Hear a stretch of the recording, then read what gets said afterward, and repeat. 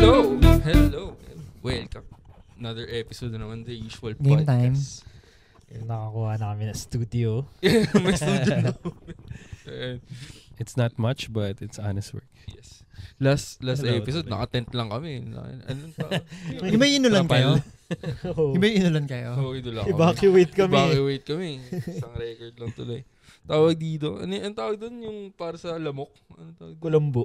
Parang nakakulambo lang kami. Nakakulambo lang kami. Tapos may mga dumadaan na nakakampanya. Oo. Yung ingay nun. Oo, yung ingay niya. Pero Free mileage siya nila.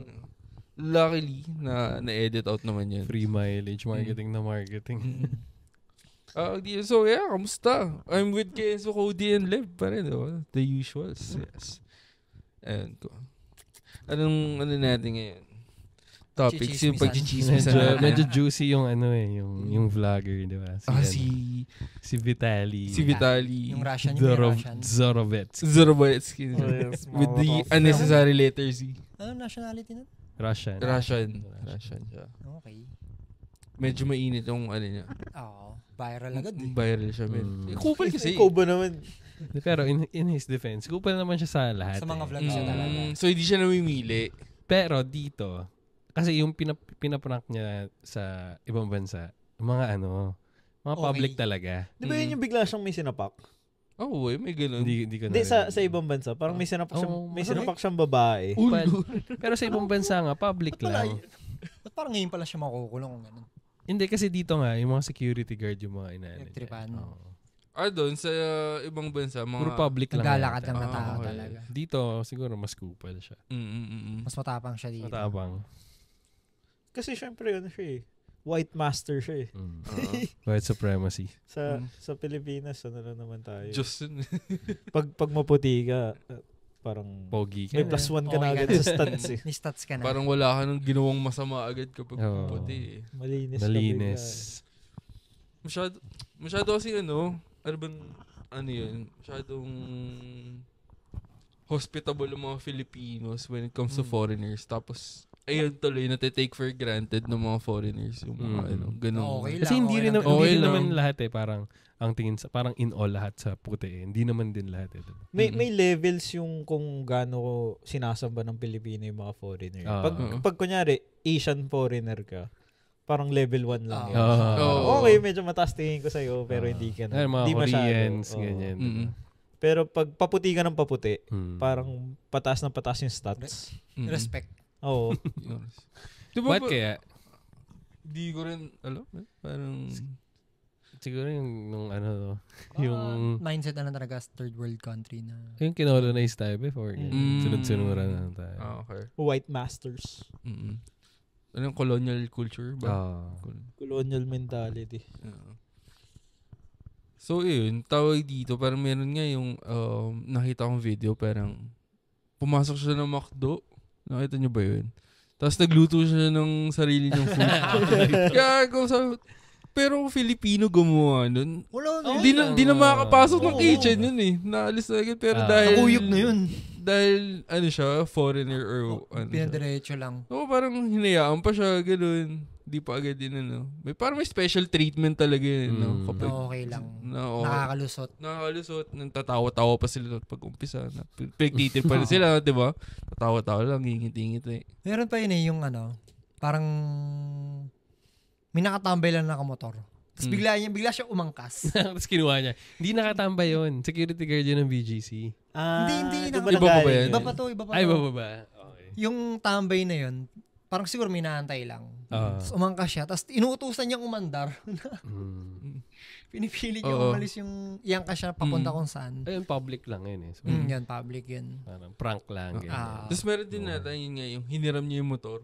Gagita sa bangga niya. Nabangga niya. So, grabe yun. Ang nakita ko yung sa BGC, yung security guard sa BGC, yung may pa yung gulong sa ay sa likod.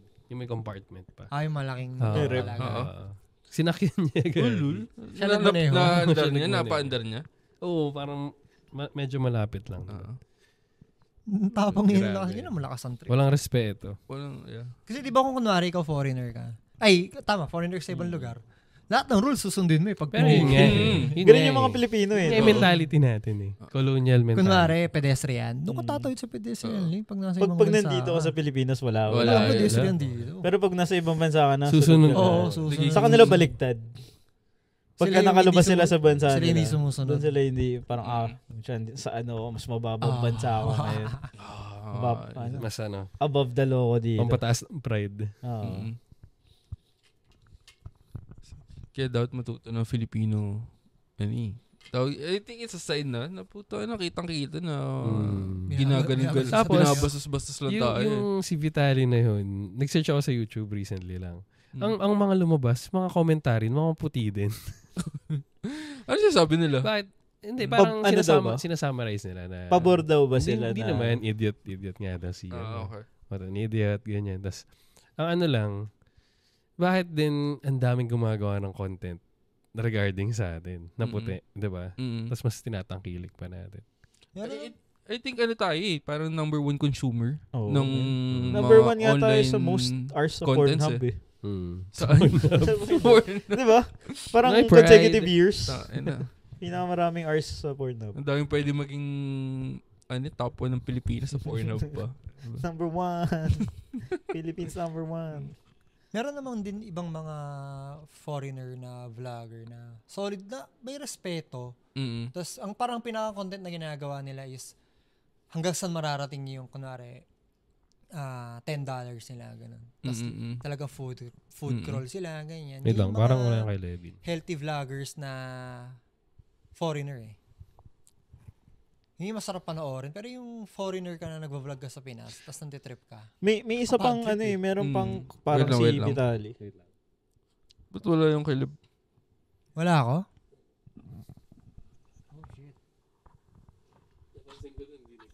Hello. Ayan, tumatalbog na ba? Ayun, may ilaw naman. Okay. Okay. Oop. Okay, saan tayo nawala? May isa pang content creator na parang si Vitaly din. Kailan si Johnny Sumali? Hindi, sino yan? Jan Sumali? Johnny Sumali ba yun? Johnny Sumali. Naman, ganun din siya, Gabe. Parang Tripping malakas vlog. din siya man trip, ganun. Tapos hindi naman siya sa Pilipinas sa uli, sa Korea naman. Shit. Mas doon. Egoy siya, tapos punta siya Korea, parang binabastos niya yung mga statue, yung mga tao, ganun. Jake Paul vibes. Tapos, Jake Paul. hanggang sa napuno na yung mga tao, na parang naglagay ng bounty sa ulo niya. Bounty. Pag nakita mo siya sa labas, sasapakin siya. As in, random naglalakad siya. Tapos bigla may mga sasapak bigla sa kanya mga tao. Tapos naka-video na yun. Mas okay yun no? Kaysa yung ginagawa natin ikukulong. Tapos, kulong din siya, men. Kulong din. Parang edi kinasuhan niya yung sumapak sa kanya. Pinalaya yung sumapak sa kanya. Tapos ngayon parang may kaso yata siya, parang 10 years yata siya sa prison. Shit. Yun pa mahirap, no? Kapag nahulong ka sa ibang bansa. Paano ka, no? Appeal. I mean, poprotektahan ka ba ng bansa mo? Depende. Diba? Yun nga, Depende. mag-a-appeal ka. Kung sobrang disgrace ka sa bansa mo. Russia, diba? Tingin mo, yan, for example, si Vitaly. Tingin mo, kukulong daw siya ipapakuha siya ng Russia. Hindi ka ba? Hindi. Hindi ka lang. Lahat alam ko may kaswap yun Usually, may kaswap. Trade yun Trade. Na kunwari. Talaga? First pick. No? Nagtatanking yung Russia ngayon. So, may pwede talaga? Swap? So, dapat may ulo sa ulo sa Russia. Isa-swap doon para may soli yung nakulong dito. Si Kibbs. Meron ba nasa Russia? Feeling ko meron Yung Dama sa Russia yun yung WNBA player na nakulong. Oo nga, di ba nakuha nila? Mega swap. Ayos. Yung Russian spy yata, yung sinwap back pabalik sa Russia. Hindi ko na alam. Pero alam ko na swap din yun. Ano pangalan nun? Yung hindi alam ng pamilya niya na Russian spy pala sila. Yung hindi alam ng mga anak niya. Ganun. Ganun yung in-swap? Russian spy siya sa US na nahuli. Tapos, hindi alam ng mga anak niya. Anak niya US. Shit. US citizens. Sa US pinanganak. Ang akala niya, ang heritage nila is parang Argentinian, gano'n. Tapos apparently, Russian spy pala sila mag-asawa. mag-asawa silang Russian spy. Oh. Hindi nila alam Mrs. na Smith, spy sila parehas. Hindi alam nung anak nila. Okay. Well, yan, no? Parang spy family So, yan. Pero meron talaga no, mga ganun, mga spy. Paano kaya mag-spy, no?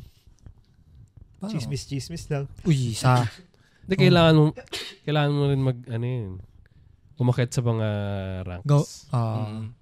So, kailangan magaling ka din talaga. Kailangan magaling ka din. Siguro talagang, yun, bago ka ipadala nun, alam nila na ready ka na. O kaya doon pa lang, huhubugin ka na sa lugar na... Paano? Saan mag-start? As army? Sa army? They usually may parang recommended by. Na, kung paano ako magiging... rin, parang, in a sense, parang spy din talaga, inside. Panoorin niyo yung sa Netflix, yung The Recruit. Parang... Yung CIA? Oo, ano pangalan nun? To All the Boys, yung lalaki doon. Yun ba yung nirecommend? Yung nirecommend. Yung nirecommend na... Lawyer siya sa CIA. Okay. Technically, dapat lawyer lang talaga siya. Tapos parang nahatak siya sa world ng mga spy. Ng mga, parang tawag nila doon ops eh. Ilang season siya? Season 2. Ongoing pa. Kakatapos na ng season 2. Yes, sir. May panghiyo kasi manood ng ganyan na matitigil eh. Pero solid yun. Parang first week pa lang niya sa CIA as a lawyer. Dami na nangyari sa kanya. Bigat na yung mga nangyayari. Russian nga yung una niyang di ba? Yung asset. Yung asset. May mga Russian yung hinawakan niya. Solid yan Russian spy. Parang yan natin. Anyways, back to foreigner Vitaly. Pero vlogger, no? Kasi ang hirap din kasi talagang ginagatasan ng mga foreigners ang Filipino when it comes kasi to may demand. Content. Oo.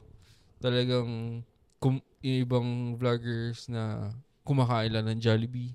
Di ba? Masyadong takaw sa... Pinoy baiting eh. Oo, Pinoy baiting yung pare. Review ka lang ng Jollibee, sure ball. Dami mo na manonood na. Ba't di tayo mag-review ng Jollibee? So, wala manonood nun. Ha? Wala manonood. Dapat balahi mo. Hindi, tsadat puti ka ba? Tapos magre-react sa mga wish bus. Ano makikita niya? Papahinga nila yung mga cover sa wish bus. Grabe sila mag-react. Wala naman sila naintindihan. Tagalog yung kante. Pero makareact sila. Yung may wow factor for them. Masyadong Though I think ang Filipinos is proud lang din naman kasi talaga sila kapag nare-recognize diba? Kasi nga, going back, yung colonial mentality, parang lagi tayong isip natin underdogs. Kaya may pride. Oo. Yeah. Pero pag kapwa nila yung umaangat, hinihilan nila pa baba. Oo naman. Walang lalabas sa Pinas. Pare-pareho tayo. Pare-parehas na tayo. Lahat tayo magdudusa dito, men. Pag nakaangat, yumabang. Sumakses. Sumakses lang yun. Haters. Number one hater ng Filipino is kapwa nila. For sure. Kahit nga yung mga nasa foreign na yung mga nasa abroad na talaga, ganun din sila Anyway. Bakit? Sama. Hindi, pero parang mga Pinoy abroad na nagsusumbong para pa-deport. May mga ganun eh. Uy, snitch ang pucha. Yun ang wild. Yun talaga hilahan pa baba. Di kita ka-level. Ako may green card. Ikaw illegal, ganun. Sumbong ka. Sino ba? Ano ba bang marami, no? Meron bang case na Pinoy naman yung ganun? Sa ibang bansa? Sa ibang bansa. Tapos wina-vlog? Tapos Walang siya ganun. naman yung nagkukupal sa ibang bansa. Sila kastama, di ba? Sila kastama, ganun. Sa Japan. Pero hindi to the point na pati government official. Yun naman public eh. Pero tapang pa rin nun ka. Lakas tama nga eh. Lakas tama eh. Iba tama nun. Pero nakakulong ba siya ngayon? Parang alam ko, nabalitaan ko. Sa Japan o sa Pinas? Feeling ko sa Japan siguro. Doon na siya nakulong. Oh shit. Hindi ko alam. Parang feeling ko, parang narinig ko nakakulong siya. Yun lang. Pero mas maganda naman yata kulungan sa Japan eh. Of course. Mas maliit lang. Of course. Ang kulungan? Di ba sa Japan lahat ng mga kwarto-kwarto maliliit? Sa bagay. Pero kung pipili ka sa makukulong. Ako sa Japan na. Sa Japan. Grabe. May miso soup dito, lagi. Napunta na ba kayo napunta na ba yung prison dito? Dito? Napunta kami dun sa PCC, di ba? Sa correctional. Sa... prison yun. Hindi, pero kasi... Chill lang. Chilling kasi puro babae. Pero hindi siya yung kulungan pang mga barako boys. Hiwalay ang kulungan ng lalaki sa babae. Ibang facility siya. Lahat yata hiwalay. Okay. Walang co-ed na. Gago! Tangina, overpopulation na abutin nun. Naging sex paradise. Kawawa yung bata nun, men. Mismo. Ano na yun? Ano yung pakiramdam na ipanganak ka sa loob ng kulungan? Social experiment. Truman Show. Ano nakakulong ka rin ba pag o palalayahin ka? Kumbaga namana mo ba yun? Namana mo ba? Kumbaga yun, may 80 years in jail. Ganyan. Ikaw yung magtutuloy. Ikaw yung magtutuloy. Yung 30 mo mabayad yung anak mo. Ganun. Yung mamanahin mo buta. Oras sa kulungan. Pas yun, man. Didn't sign up for this. Payag ka, kunyari, magiging fallback ka, kunyari, ikaw yung magiging may malaking kaso, tapos sa'yo ipipin, pero sobrang laki ng bayad sa'yo. Tapos, makukulong ka. Saan? Saan muna? Sa Pinas? Bilib. Pero hindi, sabihin natin mga mga Switzerland, yung mga ganyan. Hindi. Parang si Tatay Diggs. Kunwari. Ka-level mo ba si Tatay Diggs? Yung mga, diba, yung mga prison sa ibang bansa, parang recreational sa'yo. Parang rehab. Doon na lang. Si Tatay Diggs. Hindi. Dito lang. Dito? Munti. Pero mga... 1 year? 6 months? Hindi, mga 6 years. Pero yung kita mo doon mga 700 million. Tita, uy. Generational wealth yun. Oo, pre. Mamatay na lang ang sakto lang. Pero hindi mo makukuha hanggat di ka nakakalabas. Paano doon ka namatay, gago? Hindi, ibibigay pa rin. Tama? Hindi, kailangan paglabas mo na tsaka mo ibibigay. Kunyari, nakalabas ka lang doon makukuha. Kumbaga sinabi nila. Hindi, kailangan mo magbayad ng protection dito pag nakulong ka. As in, may literal na may babayaran ka sa para protektahan ka. Paano pala pag may nakilala ka sa loob? Nasabi niya, matanda na ako. Sa'yo na lang yung yaman ko sa labas. Ganyan. Kunyari, prison break. Tinago pala niya yung pera niya sa labas. Si DB Cooper. Si DB Cooper. si BJ Sebastian pala. Ay.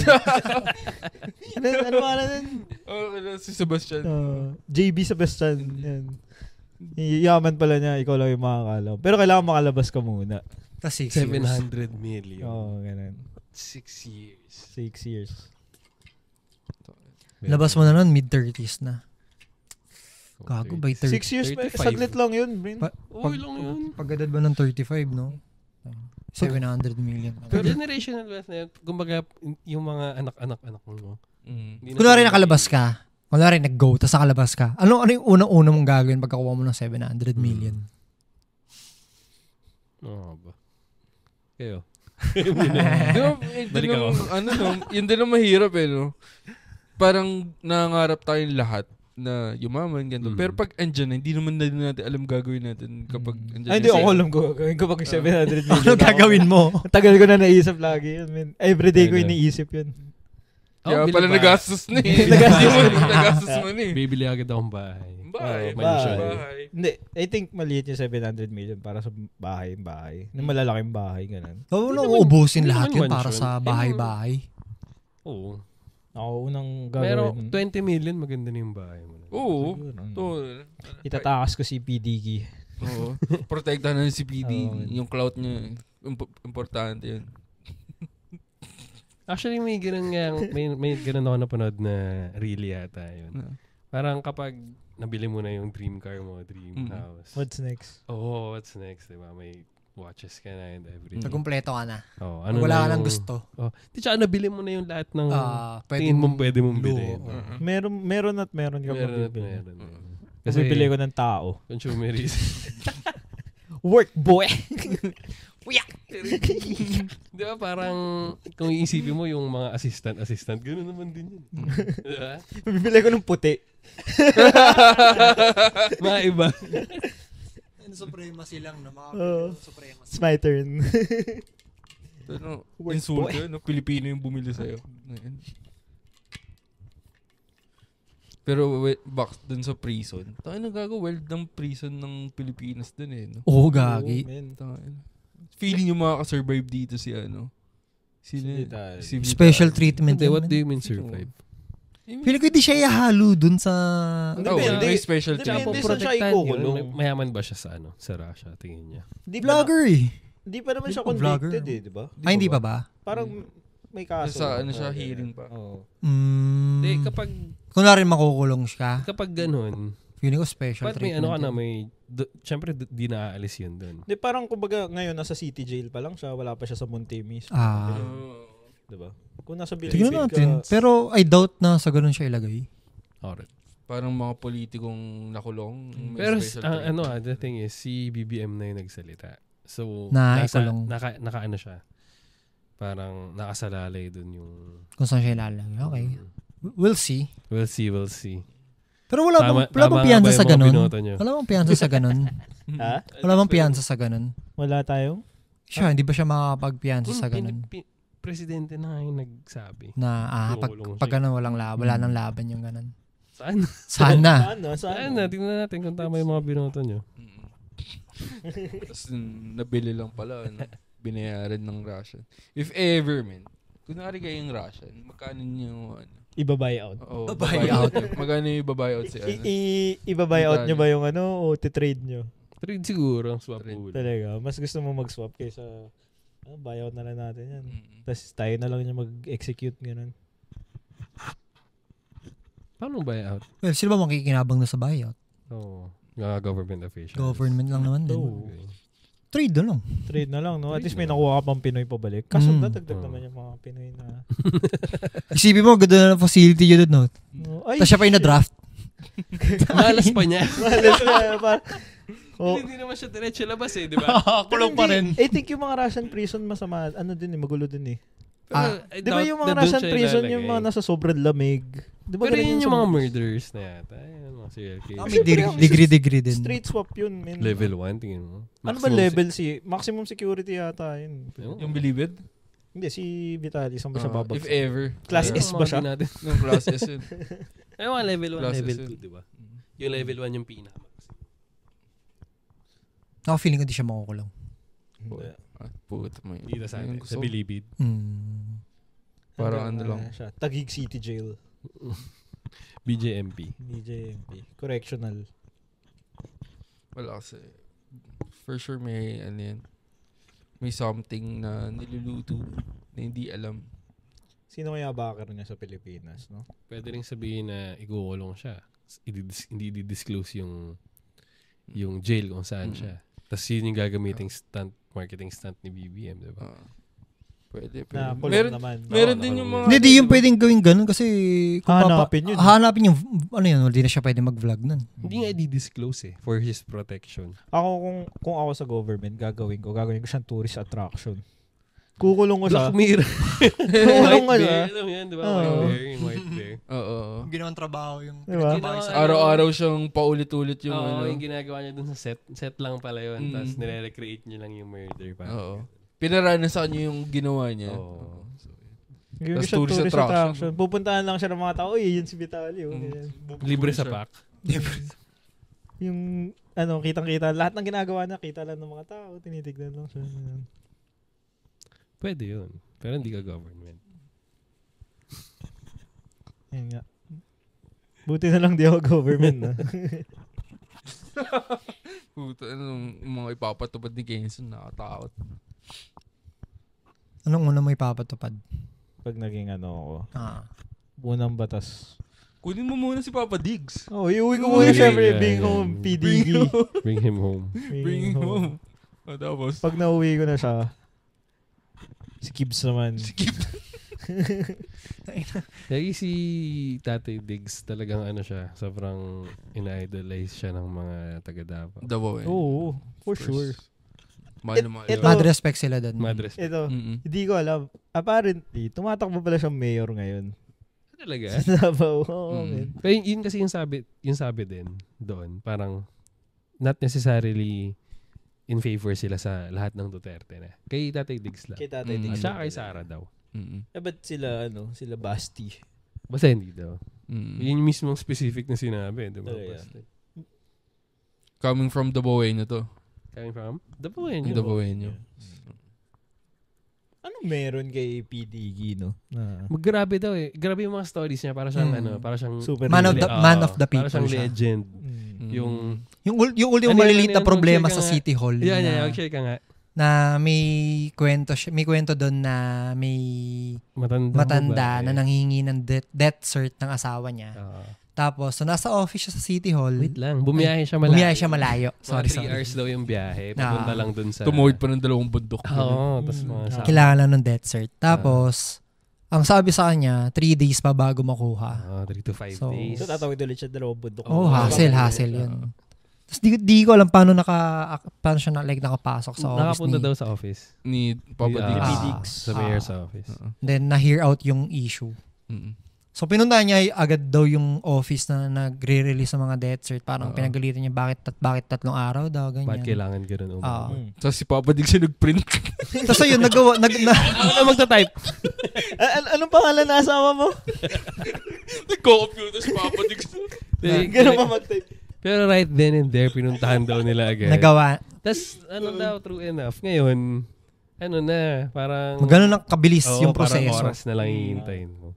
Hindi mo na kailangan magantay ng 3 days. So, naayos siya talaga yung pamamalakad all throughout Davao. Daming ganong stories. Parang, ina-admire talaga nila. Kung nakikinig kami, parang... Pero parang heartfelt din. Nung unang panahon pa yun, nung time na yun. Kailan ba siya naging mayor? Matagal siya mayor, diba? 30 plus years na siya yung Duterte sa Davao. Sila lang yung nagpapalakad ng Davao since before pa. Ayun. So ibig sabihin sobrang perfect na. Kasi usually pag nakakarinig ako ng mga stories sa parang ibang bansa ba yun? Parang ganun. Lahat perfect. In all fairness, maayos sa Davao. Linis. Sobrang linis, wala masyadong yung traffic bearable. Yung mga kalsada, kung ikukumpara mo siya sa city dito sa Manila. Anong bansa siya? Anong city siya? Halo-halo comparable. Para ba siyang BGC? Hindi. Halo-halo. Parang may part ng QC. May... Walang BGC. Walang BGC. Hindi ko naman meron. Di lang natin naikot. Ay, hindi pa gano'n ka-develop. So, hindi pa gano'n ka-develop si Davao. Marami ng... Simula nga, parang... Sila na yung pinaka-develop sa buong Mindanao. Dati kasi daw, lahat ng tumakbong presidents, laging opposed sa Davao. Parang gano'n. Okay. Diba? Parang yung sabi nila. Tapos, simula nung si Tatay Diggs na umupo, naayos. Lahat na ng yung mga project na approved, ganyan. Siyempre ko yung presidente galing. Yung mga road widenings nila and all. Tapos yung mga, ang dami na rin mga high-rise na mga condos, mga buildings. Pero hindi pa ganun kadami. Parang magkaroon ng BGC.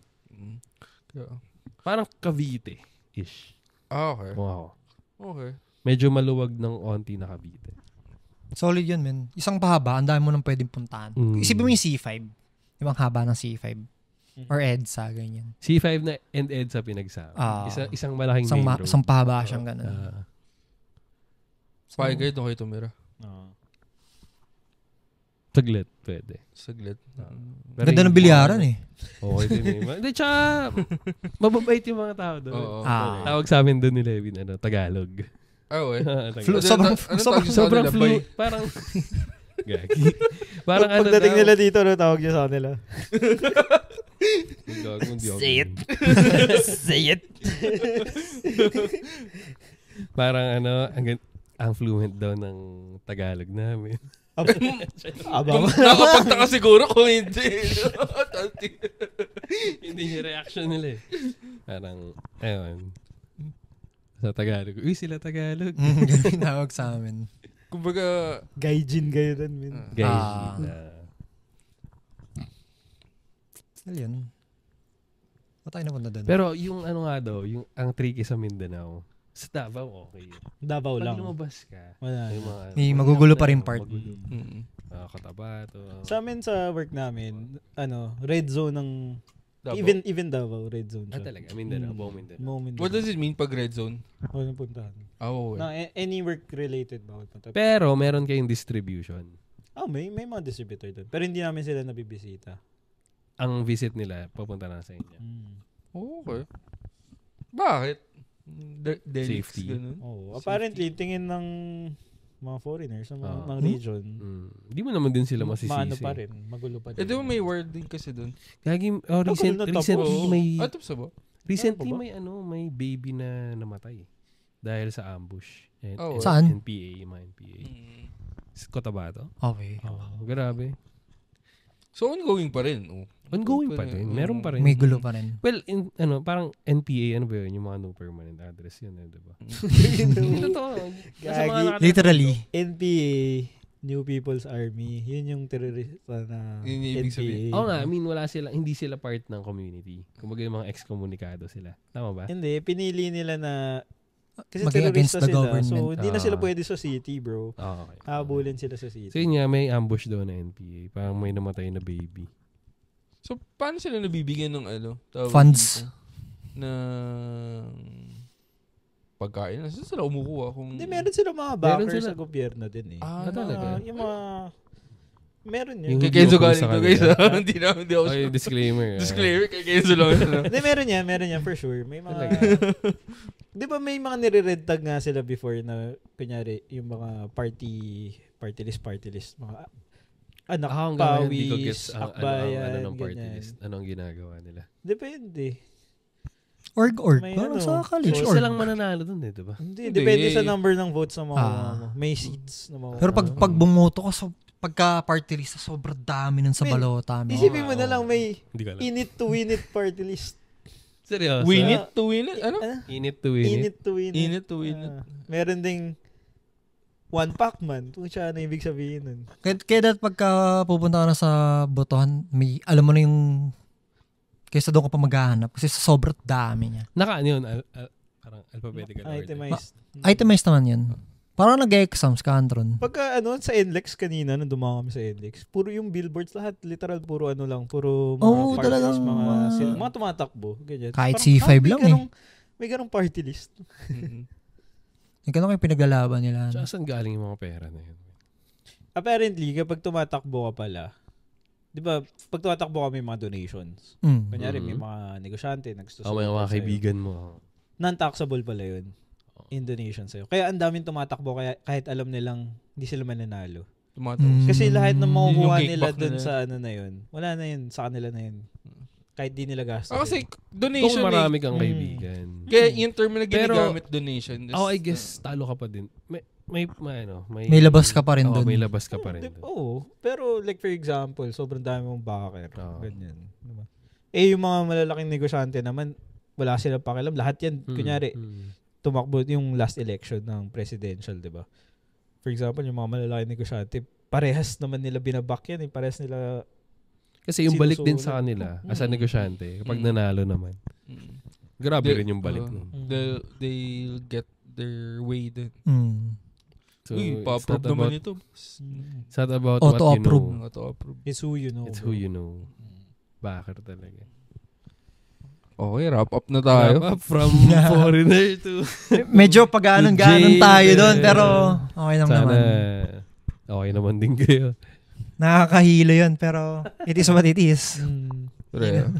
Pero sa akin lang, men, talaga. Parang, huwag yun na masyadong sambahin yung mga foreigners. Maging hospitable. Support local. Support local talaga. Dayuhan yan eh. Kumbaga, bakit natin sila bibigyan ng respect?